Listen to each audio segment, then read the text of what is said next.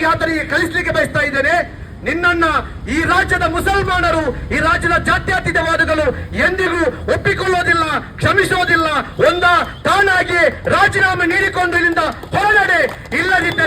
ಇಲ್ಲದಿದ್ದರೆ ಇಲ್ಲಿನ ಮುಖ್ಯಮಂತ್ರಿಗಳು ಆತನನ್ನ ಶಾಸಕತ್ವದಿಂದ ಅನರ್ಹಗೊಳಿಸಬೇಕು.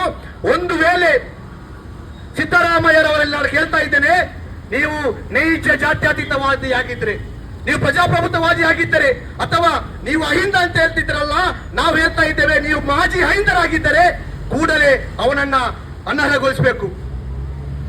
ಯಾಕೆ ಈ ಮಾತನ್ನ ಇನ್ನು ಹೇಳ್ತಾ ಇದ್ದೇವೆ ಅಂದ್ರೆ, ಕಾಂಗ್ರೆಸ್ ಪಕ್ಷದಲ್ಲಿ ಸಂಘ ಪರಿವಾರದ RSS ಇದ್ದಾರೆ ಎಂದು ಸ್ವತಃ ಕಾಂಗ್ರೆಸ್ನ ಪರಮೋಚ್ಚ ನಾಯಕ ರಾಹುಲ್ ಗಾಂಧಿ ಅವರು 1 ವರ್ಷದ ಹಿಂದೆ ಗುಜರಾತ್ನ ಒಂದು ಪಕ್ಷದ ಸಭೆಯಲ್ಲಿ ಭಾಷಣ ಮಾಡ್ತಾರೆ. ಇಲ್ಲಿ ಕಾಂಗ್ರೆಸ್ಗೆ ಕಂಟಕವಾಗಿರುವಂತಹದ್ದು ಕಾಂಗ್ರೆಸ್ನಲ್ಲಿರ್ತಕ್ಕಂತಹ RSS ಮನೋಸ್ಥಿತಿಯಿಂದ ಅವರಾಗಿದ್ದಾಯಿತು.